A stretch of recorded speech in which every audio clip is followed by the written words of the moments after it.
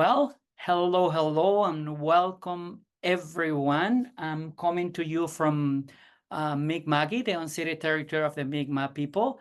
I say these words as my commitment to listen and listen and listen. And a very dear colleague of mine says, once you are done listening, go back and listen and listen and listen again. And the reason why I want to listen is because I want to learn what has happened. I want to learn the truth. I want to learn what is still happening, so that we follow the recommendations of the Truth and Reconciliation Committee, and we work towards decolonization and reconciliation in our country. I also would like to recognize that these lands we're in have received people from African descent in different ways, and the record goes back to at least 400 years. So, and I do that in the same spirit of listening and learning and working towards a better future for everyone. And I do that from my place as an immigrant and a settler in these lands. So my name is Juan Carlos Lopez. I am the Director of Teaching and Learning for the Maple League of Universities, and many of you will be familiar with this series. It's called the Better Together sessions, and we run them in the regular semesters every other week. And this year we have a very special set of talks, because up until now they are going to be mainly teams of people from the Four School, from the Maple League, that are coming to talk to us. So today, to open our season, we have the 3M National Student Fellows, two students and a third former, well, still a fellow, but for not from this past year, that is going to do all that is going to moderate the session, right? And let us learn about Erin and Sonoma. So with that, I'm just going to hand it to Georges-Philippe, and floor is yours. Hi, everyone. My name is Georges-Philippe Gadoury-Sansfaçon. I'm from Sherbrooke, the unceded territory of the Abenaki people. And I'm a Bishop's grad and past 3M fellow, just like Juan Carlos said. I'm currently in my MD PhD studying how our relationships are changing with technology and how we love and grow in the modern era, which is why I'm thrilled to host this session, because for me, leadership and innovation are all about growth, and which is why I'm thrilled to be hosting this session with Sonoma and Erin, because that's what they have exemplified in all their work. They build stronger communities, they foster growth, they build new bridges, and well, I guess I might add that 3M National Student Fellowship, for those who don't know, is the highest recognition in innovation and leadership, and Sonoma and Erin were recipients this year because of everything I've said, but also because of everything they've done. And I'll let them introduce themselves.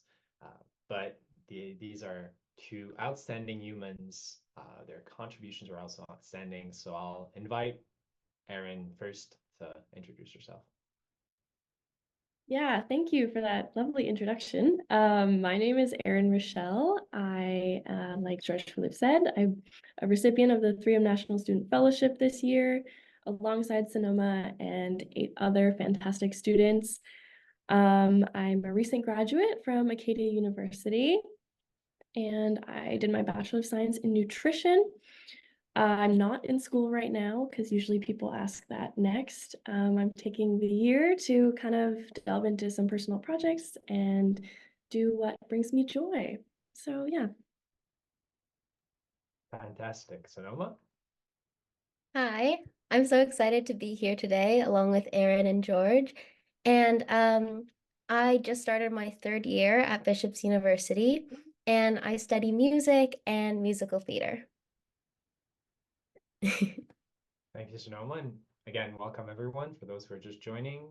I think I'd like to start this session with just an origin story for you both. So maybe Erin, do you want to talk to us about what drew you to leadership? Yeah, so leadership is a funny thing because it's very fluid. There's no one real definition, and it looks different for everybody, very flexible.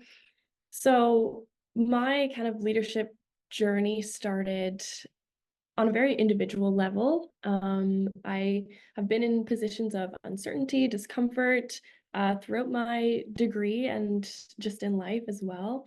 And I've had to kind of step up and be a leader for myself. So that started to develop my leadership skills to a point where I now can kind of reach outwards and gravitate towards my community, my institution, beyond my institution. So I just really love that, building that foundation for myself kind of expanded into helping others, which in turn teaches me, like myself, about who I am as a leader as well. And it really just builds and builds and builds. So I love seeing kind of the impact that I've had both on myself, because I can see that now, and as well within my community and my institution, and now nationwide, which is pretty cool. And we're honored that you're sharing that with us today. Sonoma? I think kind of like how Erin started, leadership felt very uncertain to me. And I think for a long time, I never really understood what it was. And I think I was really hesitant to kind of claim the term of being a leader. It wasn't something that I ever really thought about or connected with. And I think because most of the most meaningful things that I've done have been in community, like whether in partnership with people or in service of a community that I love. And I think that just from being engaged in a space and then sort of starting to see what needs to be done, that's kind of how I started to get engaged with things. And it definitely is what kind of sparked my want to start to leave a positive impact. I definitely think that even if I have like 5 minutes here or there, I want to leave something better than how I found it. Like whether it's sending a couple emails to take something off of someone's plate, or sending someone a note and just saying like, I see all the work that you're doing and you're appreciated and you're recognized. And yeah, really just on the edges and margins of my day, in community, in conversation with other people, seeing what I can do to leave a positive impact. And yeah, that's kind of, I guess, what sparked my want to give back. Thank you, Sonoma. What you just said and what Erin said as well highlight why we have this session and why it's called Growing into Leadership. Because we want to learn about the both of you, and because we want to state, just like you stated, that you don't just wake up one day and decide, oh, now I'm a leader. I want to be a leader. You grow into it, and there's all the imposter syndrome that comes with it. But it's not necessarily about always how you recognize yourself, but it's about acknowledging that you're making a difference. And it's just about trying and trying again and growing into it. Now, if we focus more on the process of TRIEM, of the fellowship, of deciding to apply, maybe of learning about that fellowship. Erin, could you walk us through what exactly it meant for you to apply, what the application process was like? Yeah, so I guess a bit of background. I learned about the fellowship a couple years ago when I was invited to be involved on a project at my school. And the application itself is a 15-page dossier that is primarily centered around leadership and innovation within your institution, within your community, for Canadian undergraduate students. So this was it's a long document that you have to write about yourself. So it really induces a lot of self-reflection. It forces you to think about what you've done in a critical way, and actually be able to put it somewhere deliverable. So you reflect on, your values as a leader. You really develop and define what you've seen yourself carried through your experiences, in like leadership philosophies as well. So writing the whole document was just an experience within itself. It took a lot of, commitment, and thought and unpacking and critically analyzing what you yourself have done. So at the same time, it was really rewarding to kind of see all of your accomplishments in one document, and you can see how they tie together and how they've changed you and helped you grow as a leader. So it really solidified my own understanding of the impact I've made, like I said, both on myself and in my community. So it was a really valuable opportunity just to even apply, and now it's like I have this really solid foundation of who I am. It helped build my confidence, and it really is one of the reasons I'm here talking to you today. So Yes, and I've seen both of them work on their dossier and the work that they've done after and before. And I can't overstate how much work they've put into it, but also how much introspection, kindness, generosity they've put in their dossier. Sonoma? I first found out about 3M at the end of my grade 12 year. So I was having a really hard time deciding what university I wanted to go to. I had applied for a whole bunch all across Canada, and it was like spring, and I was not making a decision, and deadlines were approaching very quickly. So that really kind of pushed me to start doing more research. And through that research, I ended up connecting with Jessica Riddell at Bishop's. And through the conversation, she very generously allowed me to attend her spring course called Shakespeareans, which is run partially online and then partially at the Stratford Festival in Stratford, Ontario. And it was such an amazing opportunity and something I got to do technically before I graduated high school, which was pretty cool. But that course is also run by three 3M National Teaching Fellows, Jessica Riddell, Shannon Murray, and Lisa Dixon. And when I was there, I was like, oh my gosh, these are the coolest people I've ever met. And I saw 3M in their bios, and I did a little bit of research on it. And it was such a great introduction to what 3M stands for and the work that 3M recipients are doing. It's such an innovative course and totally in like immersed in experiential learning. And so that was kind of my first introduction to it. And then when I got to Bishop's, I just was able to engage with more amazing opportunities. Like we have a leadership retreat at Bishop's, which is run by Katie Bibbs, who is kind of our 3M champion on campus. And also Bishop's has a very rich history of 3M National Student Fellows like Georges-Philippe and also Sophia Langevin, who I got to connect with and start to grow some friendships with. And they were very generous mentors also through my 3M process. And this fall or later this winter, I kind of started to express interest in wanting to apply for 3M and was very lovingly told to go for it. So I decided to do it. And it was definitely the hardest thing I've ever done, the hardest document I've ever written. But now my dossier is also the most valuable document that I have on my laptop. I think I started the process feeling very unworthy, very much surrounded in those imposter syndrome feelings. But it was really an exercise that I found very grounding too. And it was definitely a venture in personal growth, and really started to connect a bunch of different pieces of my life together for me as well, because I'm a theater student and I do music and performing, but I also sit on our university senate. And those kind of worlds were very disconnected for me. And this process started to kind of tie it all together, which was really rewarding and, yeah, very grounding and kind of my personal values. Thanks, Sonoma.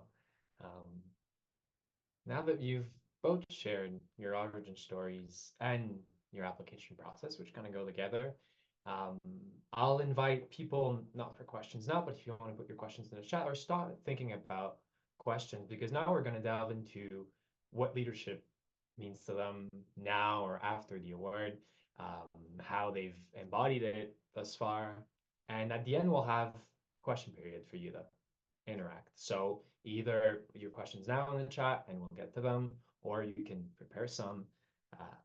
But let's follow up on that with that question. So I'm interested in knowing how your leadership has grown since being awarded 3M. I know it's been just a couple of months, but knowing the both of you, your mind's never stopping, and you always have something in mind, whether it is professionally or personally. It's always about helping your community or thinking about something or just taking time for yourself in order to be a better leader for your community. So, Erin, want to tell us a bit about that?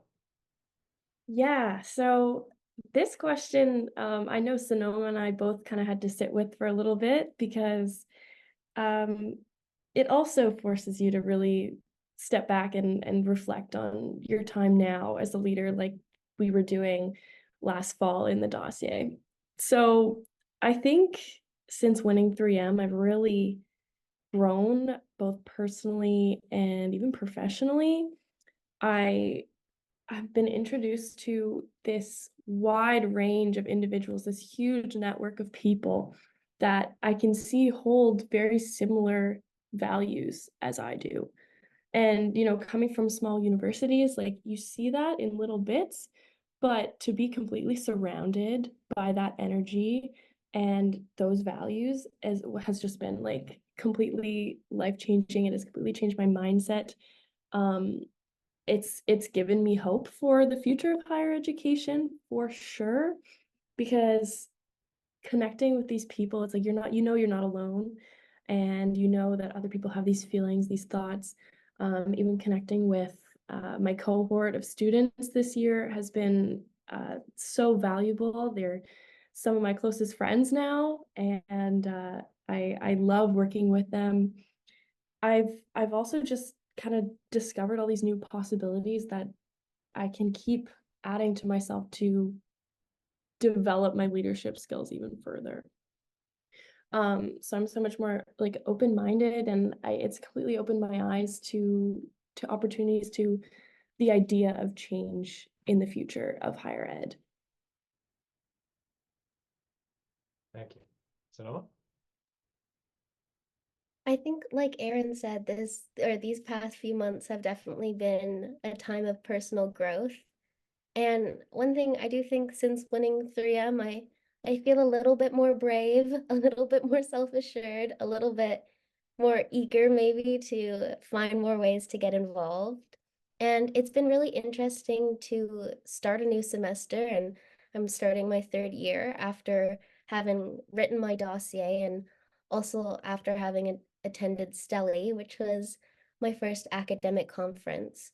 And that was just such a great experience. And I really felt that I got to immerse myself in so many different areas as a real active learner and just take in so much information in all of these different spaces. And I definitely left feeling very inspired and very energized. And I think that that's a mindset that I'm still trying to tap back into, trying to remember all the way back to June. And bring that kind of energy and excitement with me. So touching on that, I'll just get the question back to you directly, Sonoma. What are you bringing with you in your future projects from all of that? Well, right now I have quite a few projects that are kind of in a planning stage. So definitely bringing some of the lessons that I learned, lots about hope, lots about students as partners, listening to student voices, finding ways to get students engaged more on campus. Yeah, really some of the lessons that I got to take away from the Stelly workshops. Erin? Yeah, really similar actually. Not to keep reiterating, but yeah, I like same thing. I have a few projects on the go right now, and I'm approaching them with a whole new level of confidence in myself. having this award under your belt, it's a huge thing to carry with you. And I think I'm in an interesting spot because I'm not back in school. So I have just this kind of like new, uh, I guess, want just to go do anything. And I'm just grabbing onto everything that comes my way. And I'm like, yes, yes, I'll do it. Yes, let's do this. Yes, I like that idea. And I think that's something I'm going to take with me for probably the rest of my professional, personal life. Because I've seen how much I've grown from even like my application to 3M to now. I'm a completely different person, and I have this whole new fresh mindset. And just coming right out of university, it really allows me to kind of go anywhere I want. Um, so while I have like some short-term things planned, I'm really just like eager to soak up what the world has for me right now. So I think that kind of open-mindedness, that acceptance, is really what's resonating with me. Thank you, Erin. And I want to take a second to celebrate that perspective and that direction because we talked about it a bit in the coming days, the previous days, when we were talking about, moving on from 3M after 3M. Obviously, there's a high, there's a steady conference, and then there's the project. But then you get the other side of that, which is a bit of pressure from yourself mostly. But you kind of tend to project the pressure from the community or from the people thinking, I've done this, I've won this, so what's next for me? I need to do something, I need to step up, I need to push myself further, I need to do something else.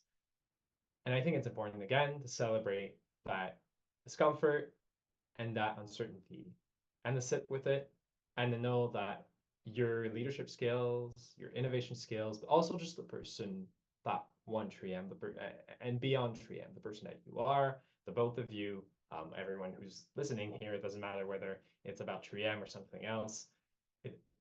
The projects that you do don't define you.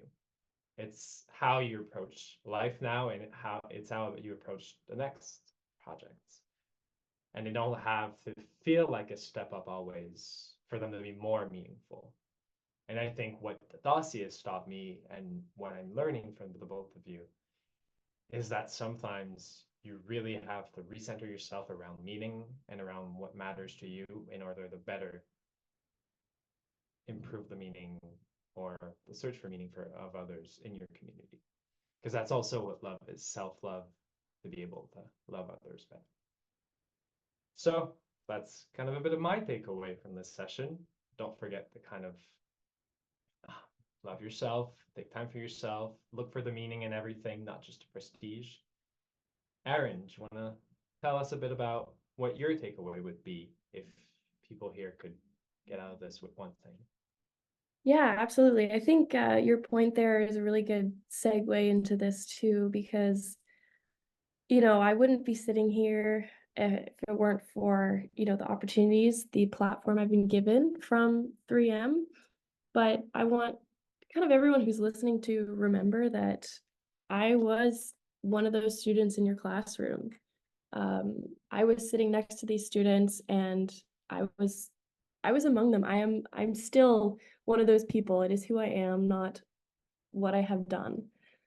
And just recognize that the next cohort of fellows could be in your classrooms, and really taking the time to listen to students, to work alongside students, rather than having them work for you, I guess, and really valuing that perspective, because I have the privilege of being a voice for these people, all these students across Canada, and not all of them get that opportunity. So I guess what I want to say is encourage your students, support your students, work with your students, and allow them to give them the space to develop, the way Sonoma and I have been so fortunate to have been able to do. Exactly. And we have a structure at the Maple League in order to support students in applying and support professors. So you don't have to be afraid of nominating multiple people or just getting their names out. And then there's champions on each campuses, there's mentors that are there to help. Sonoma, your takeaway? I think along a similar topic, I would say that there's no one version of a leader. We all bring our own perspectives, our own selves, our unique personalities and values into leadership. And there's no one model that anyone needs to feel like they have to fit into in order to be classified as a leader. I also think that, again, that idea of finding your own kind of personal strength and your own kind of self-confidence is really important, but also super challenging. So I know dossier writing took me about 2 months to do, and it was very much a 2-month process in order to kind of find a story arc for myself and go through that personal growth through my writing as well. And I definitely encourage anybody who is thinking about applying to go for it because it has just been such an amazing learning opportunity. And also, I think one part that's not talked about so much with 3M is the amazing connections that you get from it. I know we have 2 more members of our cohort with us today. And it's just so amazing that we really have developed a strong friendship among the 10 of us from this year. And it's so exciting to get to work with these amazing people, and they're just such inspirations to me. And that team development that we went through and connecting our personal values into making something really special together has been just such a rewarding process and something I'm definitely looking forward to continuing this year and hopefully in more years to come as well. Thank you, Sonoma. We wanted to keep some time for questions. It's already been half an hour, and this is meant to be a conversation not just between the three of us, but between everyone who's here. So I'll invite you if anyone wants to raise their hand. I have questions, but yeah, if anyone wants to raise their hand, ask questions in the chat, I'll give a couple seconds for people to do that, and then I might give myself the privilege of asking another question first, but then I'll ask questions from the public.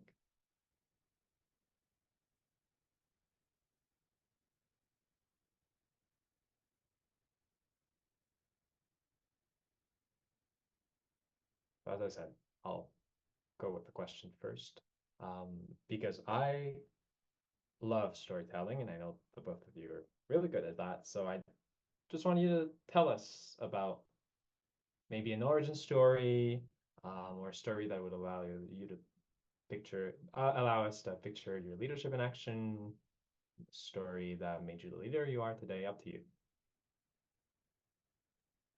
Yeah, that's a great question. I love that question. If you were at the Stelly conference and heard my plenary, you would have already heard this story, but it's one of my favorites.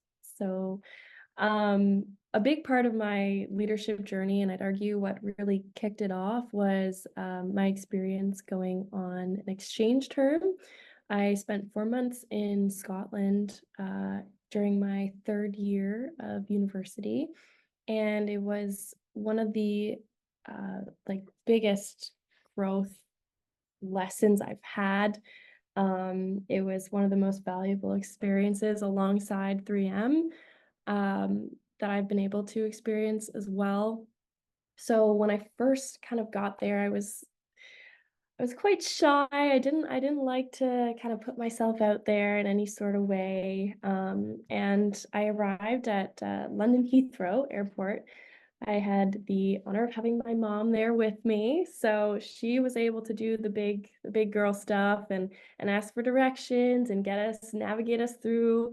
It was a huge airport. It's so busy, and I was like so overwhelmed. And I'm sitting there and I'm thinking, I'm like, oh my gosh, I could never do that myself. Like, I don't know how she can just like go up to talk to random strangers like that. that's not me. Like, that will never be me. No way. And then kind of fast forward, I've gone through all this like personal development. I've developed my confidence, like resilience, communication skills, like living on your own, 4,000 kilometers from home is a huge jump for sure.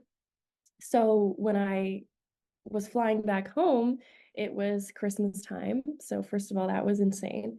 And I was all alone and I had a connecting flight at the same airport. And I remember going through, I have like 4 coats on, 2 giant suitcases, a huge backpack, and I'm all by myself. And I have to I had to talk to probably 6 or 7 different people to find my way through the airport, but I didn't even think twice about it. I didn't hesitate to. And then I'm back in my hotel and I'm like, huh, okay, so maybe I can do this. Maybe I can do this stuff. Maybe I can do these hard things, and maybe they come with this growth. So I think that's a really good way of kind of demonstrating my growth over the 4 months is being able to be that leader for myself. And I think upon returning home to Canada, that was what changed everything.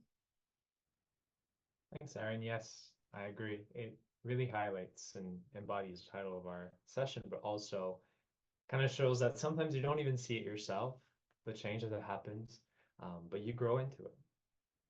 Sonoma? Something that I've been thinking about is this advice that I got as I was entering my first year, which was to say yes to things, which I know I've talked about this with other people before. It's definitely very common advice, but it was something that really stuck with me, and it's something that I really tried to carry with me every day. And it started as sort of something I would say to myself almost every morning, was just like, say yes, you can do it, you can get involved, like just in little ways every single day as a way to kind of build community and get to know what it was like to be a university student and be on campus. And I don't think I realized until maybe this year that I don't say that to myself so much in my head anymore. I'm not constantly reminding myself because it's just become part of my mindset, my like daily routine almost. It's been very almost kind of embodied into who I am now, which I think is just so cool. And it's interesting to look back and kind of see that growth throughout my 3 years here at Bishops, or 2 years and starting my third. Um, and I do think that it has really helped me kind of get engaged, and because of it, it has definitely been advice that I think led me towards 3M. So I'm very grateful for it. Hey, Sonoma. I see that we have a question from Basma, who is asking directly to you, Sonoma, whether being back at Bishops this year has felt different than previous years now that you're a 3M fellow. Is there anything you could pinpoint? It has been a little bit different this year. Um, in a couple different ways, even in just like some funny ways. Like my roommates have started playing this little game of like, how many times can we see Sonoma on the Bishops or Maple League Instagram page? um, so just like those little things are different, but also I've just been having more conversations with people, which has been really lovely. Like I got to meet so many new people just kind of during our first week, our kind of orientation week, um, as they had started asking questions about 3M, and we started to talk, and it has been just like a really amazing kind of conversation starter too, and it's helped me get to know a lot more about some of my peers on campus as well. So that's been really rewarding.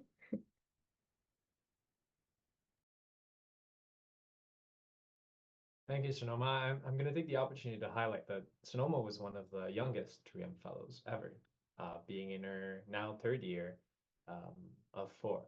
So celebrating that. We have maybe time for one or two other questions. If anyone wants to write one in the chat or highlight, otherwise, again, I have some.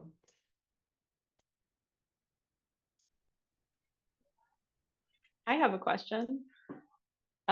First of all, congratulations to both of you. 3M of fellowship is so early in your career is actually so huge and such a great accomplishment. And so thanks for sharing your journey with us. You both alluded to and mentioned how through this process, you found yourself surrounded by a network of people with values that aligned well with your own.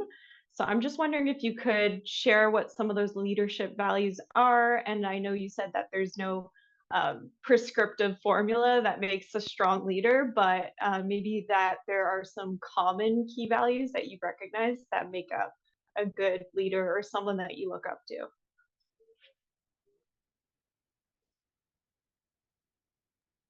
Okay, I'll go, Sonoma. So I think for myself, kind of like I said, it started with encouraging myself to kind of do things that scare me and stepping outside of my comfort zone and embracing these like opportunities that I don't think I normally would do, but with the knowledge that it is going to help me grow as either a person, as a student, as like an individual, as a member of my community. So that is definitely like one of the main, I guess, leadership philosophies that I would define for myself. But also encouraging others to do so and leaving kind of an impact behind on your institution, your community, again, that, you know, represents you and your willingness to want to induce this change for either people or you know, departments, anything.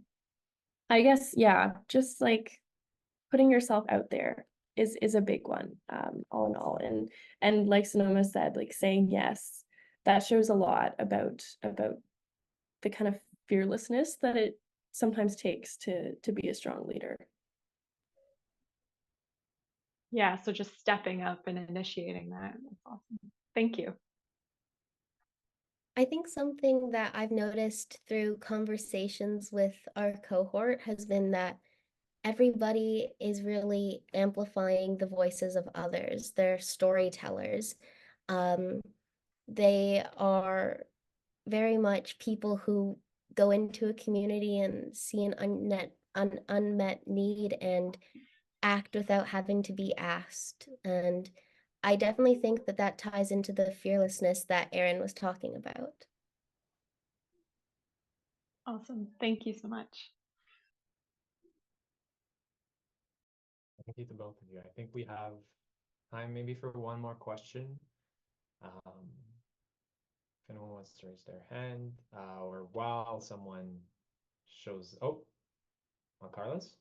I do have a question. You have talked a lot about, and I think it was Erin who was saying, well, yeah, I am a 3 student, but I'm still, I can be one of those students in that class, you know, and that I know I have met you personally, Sonoma, Georges-Philippe, and Erin, you know, so that I know that when you talk about the work you have done with others and how that is truly important for you. So and of course, you know, there will be only, you know, every year we will have 10 fellows, right? So, you know, there's going to be a competition and what have you. But what is it? Can you and you touch a little bit on it, but I would like to revisit that idea, is that what is it that you are asking of us, of your teachers, as teachers, you know, as people who you work with, you know, for, you know, what are you using your voice for us to engage with our students, I guess will be the question. What do you see we could do?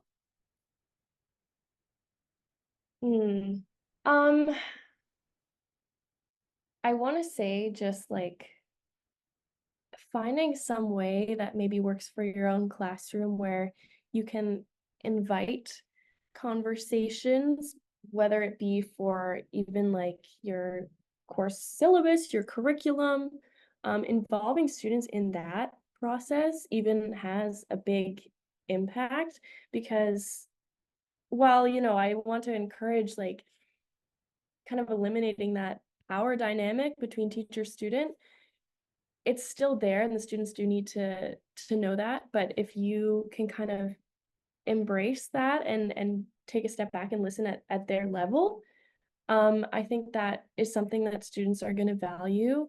I think you have to talk to the right students, which would be kind of the ones that stand out, the ones that do participate and put themselves out there. You kind of have to see that little seed and be the ones to water it, I guess, if that's a good way of putting it. Sonoma, do you have something to add?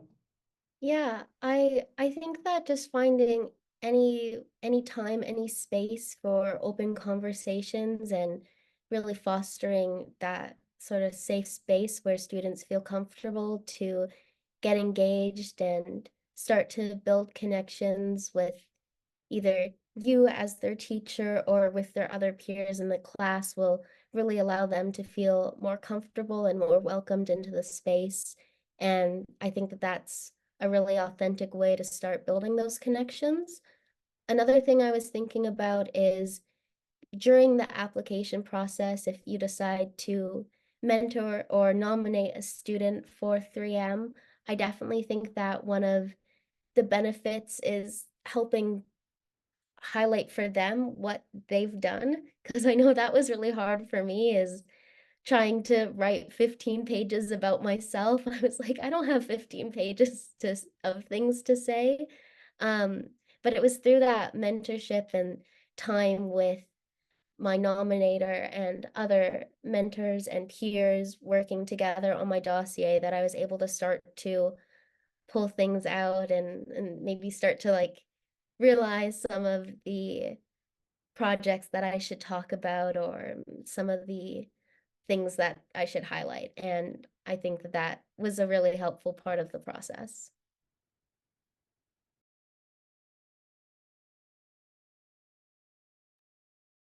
Thank you, Sonoma.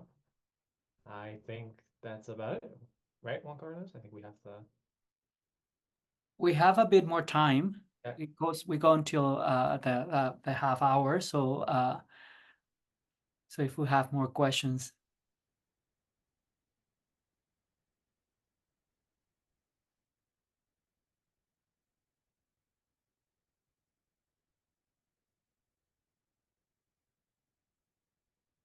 And can I ask what's next? What's let's put it so short term. What's next? What are we working on? Well, I had the opportunity to help out Jessica Riddell, who I don't know if she's still here. I think she might be. I don't know. With some projects for Hope Circuits, which is her book. I'm sure by now you've all heard about it if you're here. So I'm super excited to be involved with her. I really resonate with kind of her wish for hope in higher ed. So I'm really excited to be on that team. And I'm also working with Dr. Lauren Finnis at Acadia as well. And we are currently about to start working on a project that involves experiential learning at Acadia and kind of defining what that means for us at our institution and hopefully involving that in like some courses and being able to, I guess, almost certify things as experiential learning, because we see the value in that, and that comes out through 3M itself. And we want to be able to provide something that is, tangible for students and that they'll see that's not getting hidden in their letter grade, essentially. Yeah, along with Erin, I've been working as a fellow at the Hope Circuits Institute with Jessica Riddell, and that is just such rewarding work. Again, all of the things that Erin said about hope in higher education has been super amazing. I'm also serving my third term as Humanities Senator for our Student Representative Council. So I sit on our student union and on Senate, and we have our first Senate meeting this Friday, so I'm looking forward to that, as well as just a couple other projects that are up in the runs at Bishop's, some clubs and societies, as well as I'm starting uh, as a Stadelman Fellow this fall, which I'm really looking forward to. And even shorter term, midterms, surviving the first couple weeks of the semester, making sure I'm staying on top of all my readings. And oh, and of course, through 3M, we are working on a project. So that is super exciting.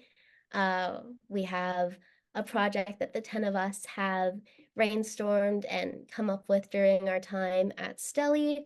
And now we are just kind of plugging away at that and on the edges and the margins of our days, which is just all of the joy. So Noma, what did you do in the summer though, after Steely? Oh, yes. This summer I was in PEI and I was working in a musical, which was just amazing. It was called Anne and Gilbert, and it's about kind of the second and third Anne of Green Gables books. And yeah, as a musical theater student, just having the opportunity to perform in a real show over the summer was just the most amazing experience ever.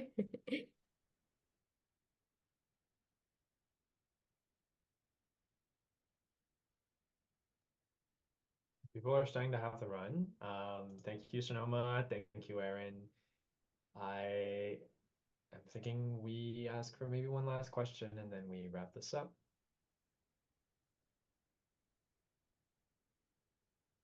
Yeah, it was. I was going to say, anytime I listen to Erin, Sonoma, any of the students around here, just the future is in such good hands. So thank you so much for that. From failing hands, I throw the torch, but yours to hold it high. Have you ever wondered though, sometimes, I mean, you're in your group with 10 3M fellows, and then you go back to your class, say, in university, or to your peer group or whatever, and you look at your friends or your colleagues or your coworkers or your fellow students and go, man, there's 10 people in the room here that are smarter than I am. So it's almost, in a way, like to think about who elevates their voices. Because, I've been given this platform and people have sort of elevated me, and I get to pop onto the Maple League Instagram account every couple of weeks. Who's not on that account? And who should we be talking to from around the campuses that will probably go through 4 years at the university and no one will even, maybe even look their way, right? I feel like we're missing a lot of voices as well. And so I just encourage you, it's not really a question, but I would just encourage you as you go through this process in this year, thinking about people who are not at the table. I know for myself in my leadership journey, people have called me a leader since I was 15 years old. And it took me a long time to realize that was because I was a white, able-bodied, tall, cis gentleman. And so I had to unpack that in my career to say, am I really a leader? What am I doing to elevate my leadership skills? Because there's a lot of people in the room here that are being passed over, and this is being thrown to me. So anyway, just always keep that appreciation with you if you could throughout the year of whose voices are not at the table, and if you can do something to elevate those voices that aren't there, we'd really appreciate it. I'll throw that to you as a challenge. Yeah, thank you. I just wanted to say thank you for that. I do think that it's such an important part of, like you said, leadership that isn't talked about as often is whose voices aren't we hearing? And it is definitely something that we always need to be thinking about and always need to be open to.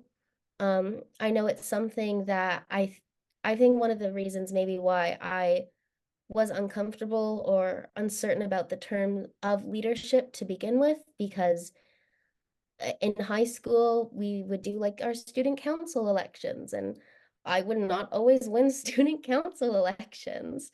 And then I think that like through that process, I really got to see that there are tables that are not open to everybody. And so how can we work to write that, yeah, and welcome more people and hear from their perspectives and hear their voices. And that's definitely something that I try to bring with me into every room that I go into, but something that also needs to be said aloud too, as a reminder for everyone. So thank you. Yeah, thank you. Thank you, Jack. Thank you, Sonoma. Thank you, Erin. Erin, did you have something to add? I just want to say thank you for that as well, because I think that's really what, Sonoma and I want to bring to the table in the future. Because there are people that we're skipping over. And I mean, in my journey for a while, I felt like I was one of them. I was just so like uncertain. I was in these like back pockets of kind of the norm, per se, what you go through in university. And I'm trying to make an effort to help eliminate that. And I know actually that's a large part of kind of what we're valuing as we move forward with our 3M cohort project as well, where we want to not only highlight the resources that we have, but also kind of shed light on the dark parts that we don't really talk about, and hopefully kind of open the circle, I guess, to more voices and inclusivity, EDI. Like, we really, really value the acceptance and voices and amplifying not just our own, because we have this platform already, but others. So thank you so much for that.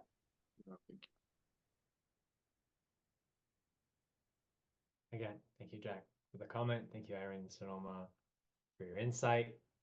I just want to second. Yeah. Because it looks like you're gonna send us away, right? Yeah. But I just want to say that I was very fortunate to be at the conference this summer. And at the end of the conference, the students, the 3M fellows, present and I, talked about themselves and what they see. And one thing that came very clear to all of us in the audience, who were deeply moved by the words of these students. So Jack, what you say, oh my goodness, yes, the future is bright. The future is indeed bright, and I know that it is that this is a big part of who you are as leaders, and who you are even as a cohort, that you are really truly listening and trying to amplify the voice of others. I know this is front of mind, and I did not hear it here. I've heard it here, heard it at the conference, and I heard it in the conversations and the interactions that I've had with you. So yes, I'm gonna agree with Jack. The future is bright because of you. It is. Thank you. And I just want to take this last second to celebrate Erin and Sonoma again from each of your campuses, offices. I mean, we're all muted, but that's just. But there is something we can do. So let me unpin everyone, and if you can please, oh, I have to do it individually. So if you can please turn on your cameras. There is something that we like doing, which is just waving goodbye at our speakers. So let me finish with the pin moving. Oh, yeah. All right. So if you can please turn on your cameras, and just, wave at our wonderful speakers. So thank you, thank you, thank you.